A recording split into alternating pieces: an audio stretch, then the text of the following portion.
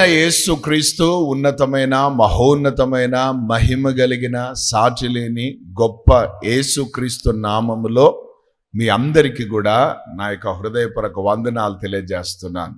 దేవునికి స్తోత్రం. ఒకసారి వందనాలు చెప్పండి, పక్కన వాళ్ళతో చెప్పండి వందనాలని. పరిశుద్ధులకు తగిన వచనమని వాక్యం చెప్తుంది. Hallelujah. It's good, we should say వందనాలు. ఆమేన్. హల్లెలూయా. దేవుని నామానికి మహిమ కలుగును గాక. దేవుని నామానికి మహిమ కలుగును గాక. ఆమేన్. సరే, దేవుని వాక్యములకు వెళ్దాం. మత్తయి సువార్త 4వ అధ్యాయము 19వ మాట. మాథ్యూ 4:19. మత్తయి సువార్త 4:19. ఆయన నా వెంబడి రండి, నేను మిమ్మును మనుషులను పట్టు జాలరునుగా చేతునని వారితో చెప్పెను. ఈరోజు ప్రభు మనతో మాట్లాడుతున్న మాట, నన్ను వెంబడించండి. హల్లెలూయా. ఇంగ్లీష్లో చాలా బాగుంది, ఫాలో మీ. ఏమంటున్నాడు? అంతే, నన్ను వెంబడించు. వెంబడించడంలో దీవెనలు ఉంటాయి, వెంబడించడంలో ఆశీర్వాదం ఉంటుంది, వెంబడించడంలో కార్యాలు ఉంటాయి, వెంబడించడంలో గొప్ప నెమ్మది ఉంటుంది. వెంబడించకపోతే శాపాలు ఉంటాయి, వెంబడించకపోతే రోగాలు ఉంటాయి, వెంబడించకపోతే సమస్యలు ఉంటాయి, వెంబడించకపోతే నువ్వు నిరుత్సాహంతో బ్రతికే పరిస్థితులకు వెళ్ళిపోతావు. సో ప్రభు నన్ను వెంబడించండి అన్నాడు అనంటే ఇది చాలా ప్రాముఖ్యమైన మాట. దేవుని నామానికి మహిమ కలుగునుగాక. It is and spiritual truth that Jesus is saying this word, follow me. నన్ను వెంబడించండి. ఆమేన్.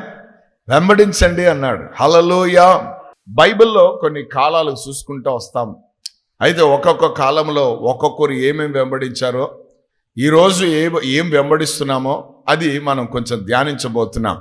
యేసు ప్రభు చెప్పిన ఫైనల్ మాట, నన్ను వెంబడించండి అన్నాడు. ఏమన్నాడు? నన్ను వెంబడించండి అన్నాడు. దేవుని నామానికి మహిమ కలుగును గాక. ఆయనను వెంబడించడం నేర్చుకోవాలి.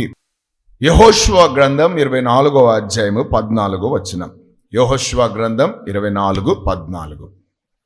కాబట్టి మీరు యెహోవా యందు భయభక్తులు గలవారై ఆయనను నిష్కపటముగాను సత్యముగాను సేవించుచు మీ పితరులు నది అద్దరిని ఐగుప్తులో సేవించిన దేవతలను తొలగదోసి యెహోవానే సేవించుడి. అందరూ ఆమేన్ అని చెప్పండి. యెహోషువ స్వాధీనపరుచుకునే నాయకుడు కానాను దేశంలో అడుగు పెట్టిన తర్వాత ఇశ్రాయేలుకు హెచ్చరిస్తున్న ఈ ప్రాముఖ్యమైన హెచ్చరికలతో కూడిన మాటలు. ఏమంటున్నాడంటే, మీరు ఐగుప్తును దాటుకొని వచ్చారు. ఏం దాటుకొని వచ్చారు? ఐగుప్తును దాటుకొని వచ్చారు. మన పితరులు ఐగుప్తులో, వారు ఐగుప్తు అనగా లోకం, ఐగుప్తు అనగా శాపం, ఐగుప్తు అనగా బానిసత్వం, ఐగుప్తు అనగా నలిపివేయడం, ఐగుప్తు అనగా బంధకం. సో ఇన్ని ఉన్నాయి ఐగుప్తులో. అటువంటి ప్రాంతంలో నుండి మీరు ఏమయ్యారు? బయటకు వచ్చారు. అయితే ఆ ప్రాంతంలో ఉన్నప్పుడు మన పితరులు అంటే మన తండ్రులు, మన తల్లులు, మన వాళ్ళు ఏం చేశారంటే ఐగుప్తులో ఉన్న వాటిని వారు ఏం చేయడం ప్రారంభించారు? సేవించడం ప్రారంభించారు, వాటిని ఆరాధించడం ప్రారంభించారు. ఇంకొక మాట చెప్పాలంటే వాటిని వెంబడించడం ప్రారంభించారు. దేవునికి స్తోత్రం. వేటిని వెంబడించారు వాళ్ళు అని అంటే, వారు ఐగుప్తులో ఉన్న దేవతలను, ఐగుప్తులో ఉన్న వాటిని వారు ఏం చేయడం ప్రారంభించారు? వెంబడించడం ప్రారంభించారు. కాబట్టి ఇక్కడ యెహోషువ ఏమంటున్నాడంటే, వాటిని మీరు వెంబడించకుండా, వాటిని మీరు ఫాలో కాకుండా చాలా జాగ్రత్త పడండి అంటున్నాడు. అంటూ ఏమంటాడు తెలుసా, ఇంతవరకు తీసుకొని వచ్చాను, నా పని నేను ముగించుకున్నాను, దేవుడు నాకు ఇచ్చిన దర్శనాన్ని నేను నెరవేర్చాను, దేవుడు నాకు ఇచ్చిన యొక్క కృపలో నేను ముందుకు సాగిపోయాను. ఇప్పుడు మీకు అందరికి ఒక మాట చెప్తాను, వినండి. అదేంటంటే, మీరు ఒకవేళ మేము ఆ ఐగుప్తులో మా పితరులు సేవించిన వాటినే మేము సేవిస్తాం, వాటినే మేము వెంబడిస్తాం అని ఒకవేళ మీరు అనుకుంటే, మీరు ఎవరిని సేవిస్తారో సేవించుకోపోండి, నేనును నా ఇంటి వారు మాత్రం యెహోవానే సేవిస్తాము అన్నాడు. హల్లెలూయా. సో మొట్టమొదటిగా మనం చూస్తే, యేసు ప్రభువారు నన్ను వెంబడించండి అని ఎందుకు చెప్పాడంటే, మన పితరులు ఐగుప్తులో ఉన్న వాటిని వెంబడించారు కాబట్టి. అంటే ఏవైతే నిన్ను బంధించి పెడతాయో, ఏవైతే నీకు శాపాన్ని తెచ్చి పెడతాయో, ఏవైతే నీకు రోగాన్ని తెచ్చి పెడతాయో, ఏవైతే నీకు స్వతంత్రం లేకుండా చేస్తాయో, వాటిని ఒకవేళ నువ్వు వెంబడిస్తే అవి నీ పితరుల దేవుళ్ళు దేవతలై. సో వాటిని వెంబడించకుండా నన్ను వెంబడించండి అన్నాడు యేసయ్య. నంబర్ 1. నంబర్ 2 చూడండి, నిర్గమకాండం 32వ అధ్యాయం 7వ వచనం. కాగా యెహోవా మోషేతో ఇట్లనెను, నీవు దిగి వెళ్ళుము, ఐగుప్తు దేశము నుండి నీవు రప్పించిన నీ ప్రజలు చెడిపోయిరి. నేను వారికి నియమించిన త్రోవ నుండి త్వరగా తొలగిపోయి తమ కొరకు పోతపోసిన దూడను చేసుకొని దానికి సాగిలపడి బలినర్పించి, ఓయే ఇశ్రాయేలు. చాలు. 32:1. మోషే కొండ దిగకుండా తడువు చేయుట ప్రజలు చూచినప్పుడు ఆ ప్రజలు అహరోను నొద్దకు కూడి వచ్చి, లెమ్ము, మా ముందర నడుచుటకు ఒక దేవతను మా కొరకు చేయుము, ఐగుప్తులో నుండి మమ్మును రప్పించిన ఆ మోషే అనువాడు ఏమాయనో మాకు తెలియదని అతనితో చెప్పిరి.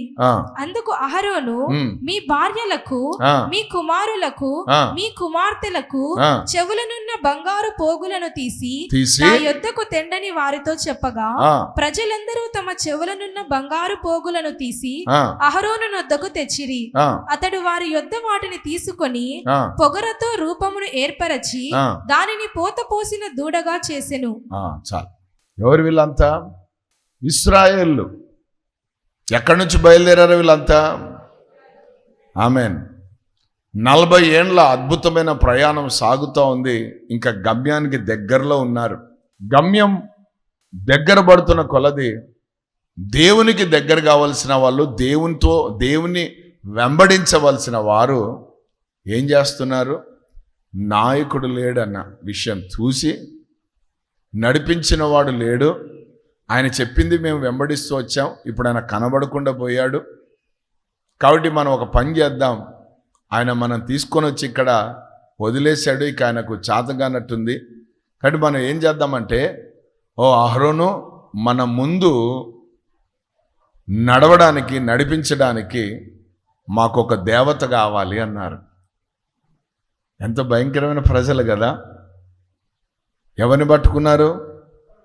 మోషే, అహరోను కూడా ఏమన్నాడు? వాళ్ళ మాట ప్రసంగం చేయాలి అహరోను. ఏరా, నేను మోషతోనే ఉన్నాను, ఎన్ని దేవుడు కార్యాలు చేశాడు, ఆయన ఎన్ని అవమానాలు పొందాడు, ఎన్ని నిందలు అనుభవించాడు, ఎన్ని రకాల ప్రాణం పెట్టి మిమ్మల్ని బయటికి తీసుకొని వచ్చాడు, తప్పునైనా ఆయన దేవుని దగ్గరికి వెళ్ళాడు, ఆయన స్వరం విని వస్తాడు, మనందరం కొన్ని రోజులు ఓపికతో ఉందాం, కనిపెట్టుకొని ఉందాం అని చెప్పాడా ఈ పాస్టర్ గారు? ఏమంటాడు? మీకు మీ చెవులలో, మీ పిల్లల చెవులలో నా బంగారం అంతా తీసుకురండి. ఏం చేద్దాం దాన్ని? ఒక దూడని చేద్దాం. దూడ దేవుడు అని చెప్పండి అందరు కూడా. దూడ దేవుడు. హల్లెలూయా. మన పితరులు ఫాలో అయినారు, ఈరోజు కూడా ట్రెండ్ నడుస్తూ ఉంది. ఆమేన్. సో దాన్ని తెచ్చుకున్నారు, దాన్ని పెట్టుకున్నారు, దాని ముందు గంతులంట, జనులు తినుటకు, త్రాగుటకు, ఆడుటకు లేచిరి అని దేవుని వాక్యం సెలవిస్తుంది. నిజ దేవుడు, జీవం కలిగిన దేవుడు వాళ్ళని నడిపిస్తుంటే ఎవడికి డ్యాన్స్ రాలే, ఎవడికి పాట రాలే, ఎవడు ఆనందించలే. కానీ ఇక్కడ డూప్లికేట్ దాని ముందు ఏం చేస్తున్నారట, జీవం కలిగిన దాని సన్నిధిలో డ్యాన్సులు చేస్తే విమర్శిస్తే, డూప్లికేట్ దాని దగ్గర చేస్తే ఏమీ లేవు ప్రాబ్లమ్స్ కదా. అక్కడ డీజే ఉంది, ఇక్కడ డీజే పెడితే పోతాం కదా. వాస్తవంగా డీజే ఉండాల్సింది ఇక్కడ, అక్కడ కాదు. దేవునికి స్తోత్రం, హల్లెలూయా.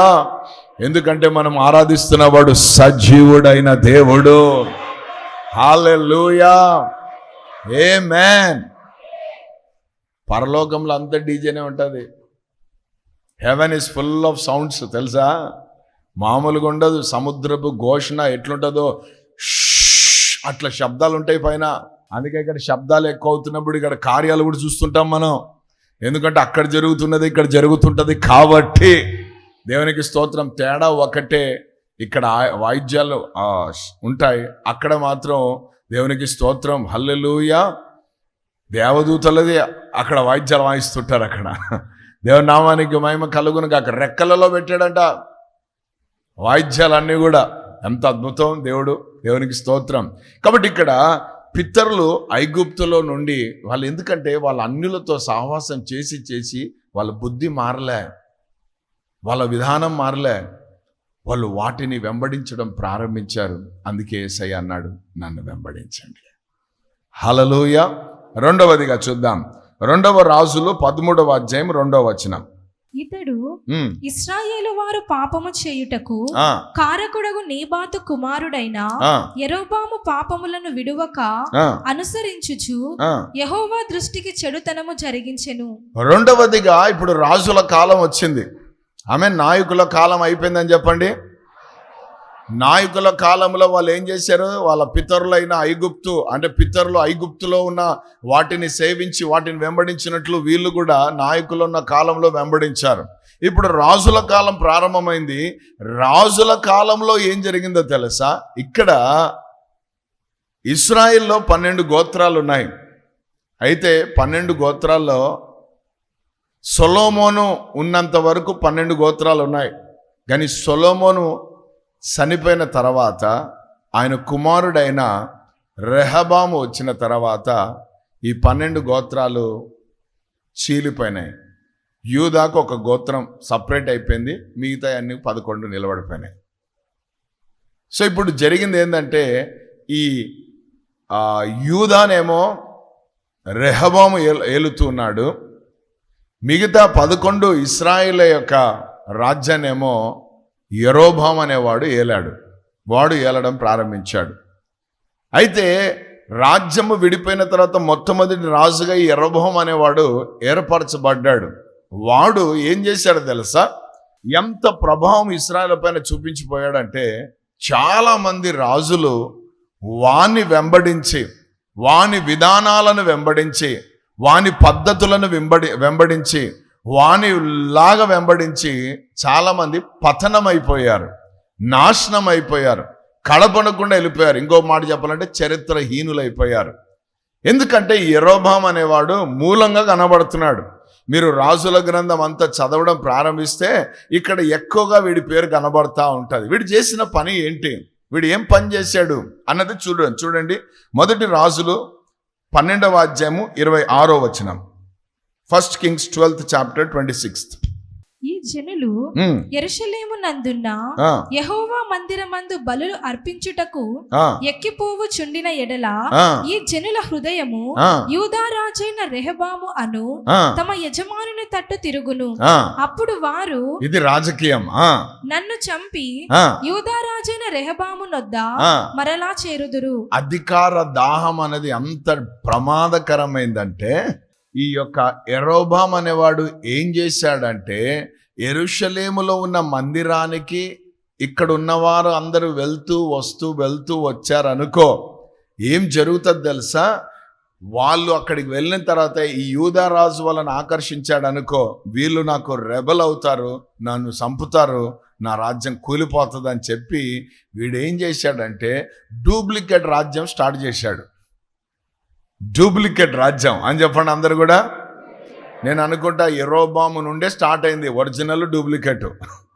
దేవునికి స్తోత్రం. ఎందుకంటే అంత దూరం పోవాల్సిన అవసరం ఉందా?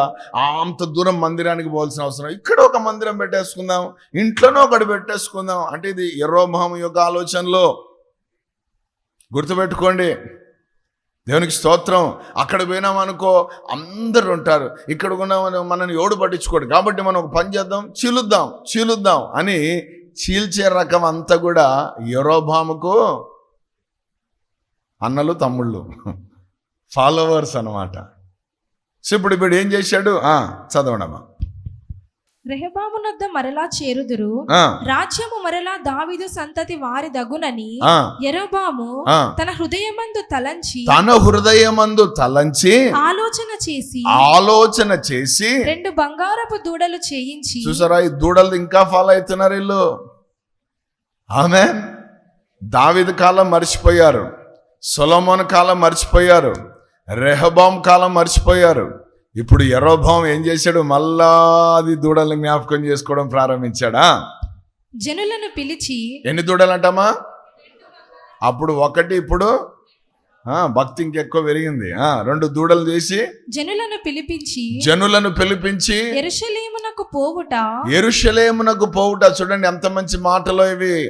మీకు బహు కష్టము, ఖర్చుతో కూడింది. 100 రూపాయలు అవుతుంది ఆటోకు, అంత అవసరమా? అదేదో పక్కన పోతే అయిపోతుంది కదా, మందిరం పోతున్నామా? ఏమంటున్నాడు అక్కడ? యెరూషలేమునకు పోవుట మీకు బహు కష్టము.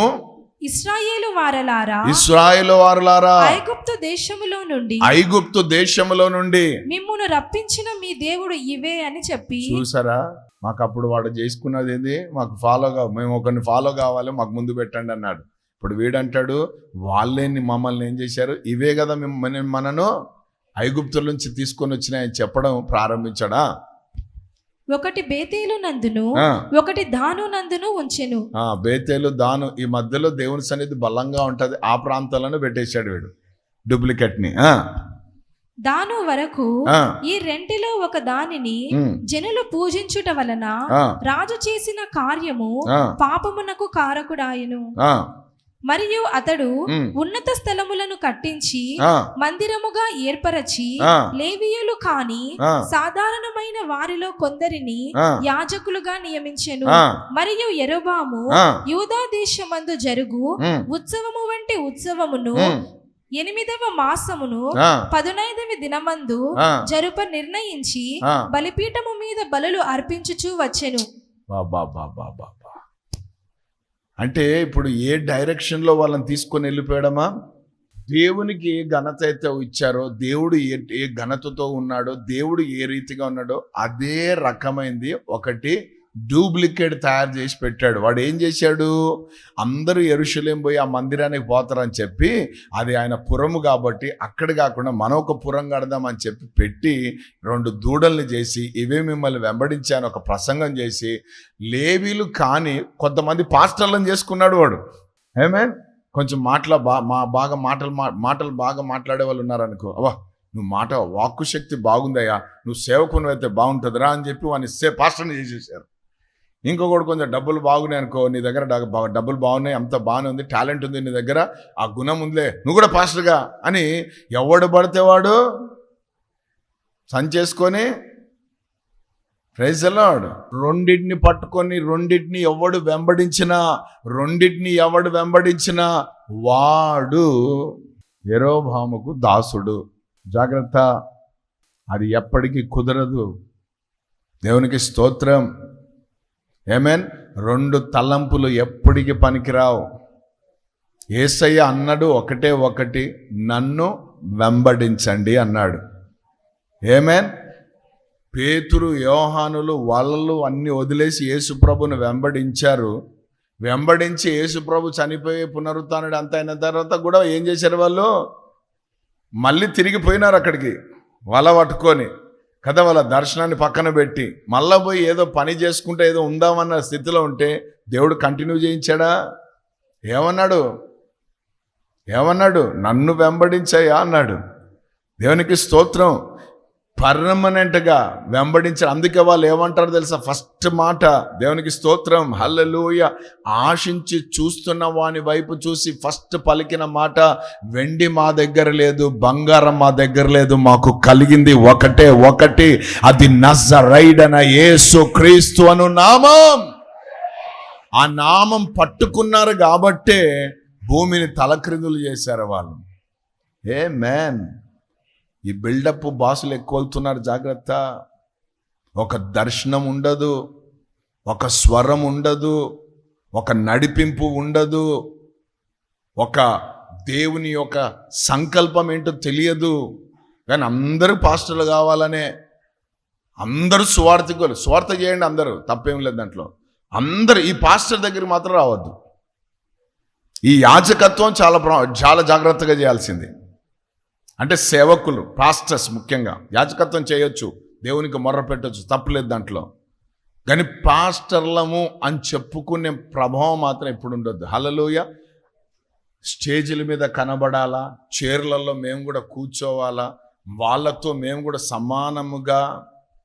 జాగ్రత్త, యెరోబామ్ ఫాలోవర్స్ మీరంతా, వీడు అన్ని డ్యూబ్ పెట్టి పడేశాడు అక్కడ. అదే పెద్ద పాపానికి కారణమైంది. పాపం ప్రజల అమాయకులు, వాళ్ళకి ఏం అర్థం కాదు. దేవునికి స్తోత్రం. ఎందుకంటే రాజు కదా, రాజు చెప్పింది చేయాలి కదా అని పోవడమే తప్ప, నోరు తెరవమన్నాడు, తెరిశాను అంతే, మాట్లాడన్నాడు, మాట్లాడుతున్నాను అంతే.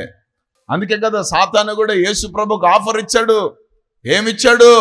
నువ్వు నాకు మొక్కినావనుకో అంత నీకు ఇచ్చేస్తానన్నాడు వాడు. అది మన ఆఫర్లు అన్ని డబుల్ ఉంటాయి. జాగ్రత్త, ఊఫర్లకు ఆఫర్లకు అమ్ముడుపోద్దు. ఏమేం డిస్కౌంట్లకు పరిగెట్టొద్దు. అమ్ముడు పొందానికే డిస్కౌంట్లు పెడతారు, అది గుర్తుపెట్టుకోండి.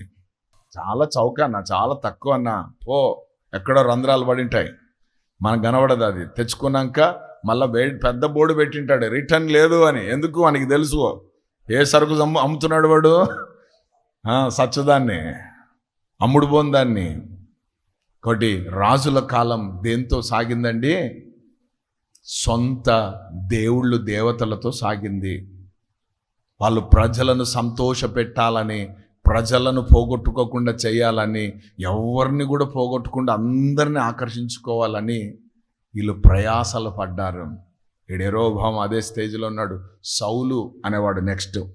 చూడండి ఇంకొకటి ఏం చేశాడు. 1 సమూయేలు 28:8. కాబట్టి సౌలు మారువేషము ధరించి, మొట్టమొదటి రాజు ఏం వేశాడంట? మారు వేషము ధరించి వేరే బట్టలు తొడుక్కొని, ఇద్దరు మనుషులు, అంటే రాజవస్త్రాలు పక్కన పెట్టి, అధికారం పక్కన పెట్టి, దేవుడిచ్చిన అన్ని పక్కన పెట్టేసి, దేవునికి స్తోత్రం. ఎందుకు అవన్నీ జరిగినంటే దేవుడు పక్కన పెట్టినాడు. ఆమెన్.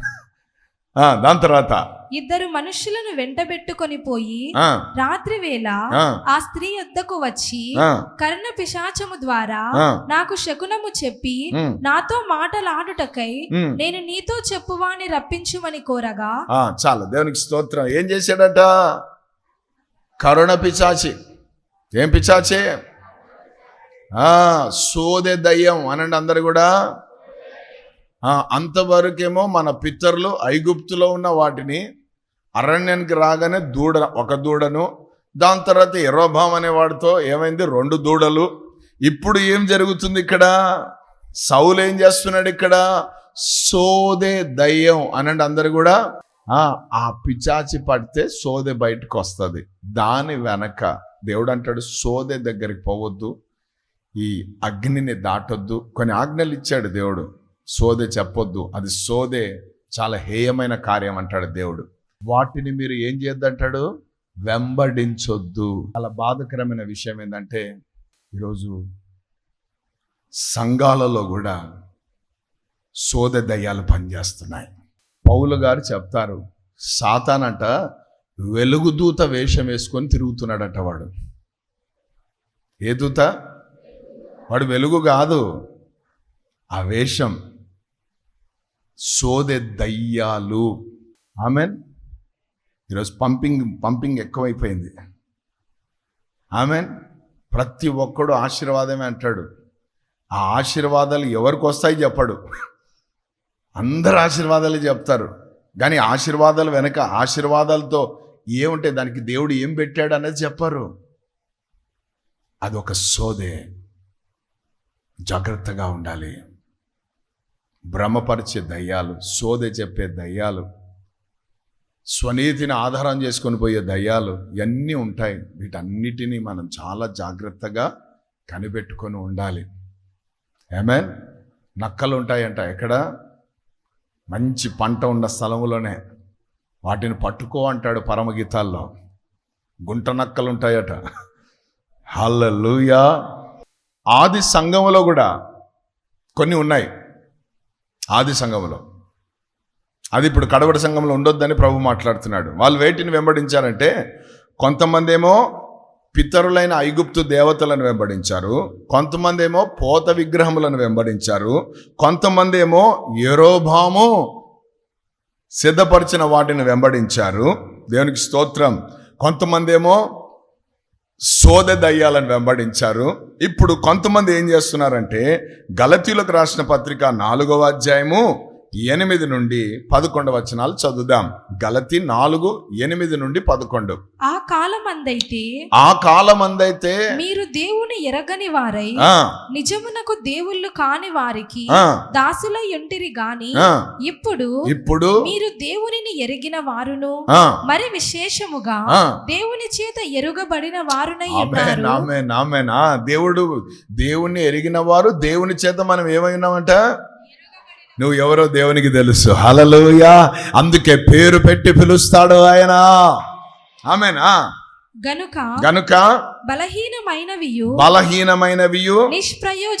నిష్ప్రయోజనమైన మూల పాఠముల తట్టు మరలా తిరుగనేలా మునుపటి వలె మరలా వాటికి దాసులై ఉండగోరనేలా మీరు దినాలను మాసములను ఉత్సవ కాలములను సంవత్సరాలను ఆచరించుచున్నారు. ఇప్పుడు దేని వెంబడిస్తున్నది? చాలా మంది ఒక్క పదంలో చెప్పాలంటే ఆచారాలు అనండి అందరు కూడా.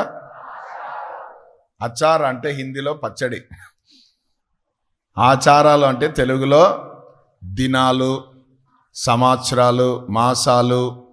ఆమేన్. దాని తర్వాత ఉత్సవ కాలాలు. సో దేవునికి స్తోత్రం. పండుగ అంటాడు. ఏం పండగ? ఆయనకి ప్రతిరోజు పండగ ఉంటే.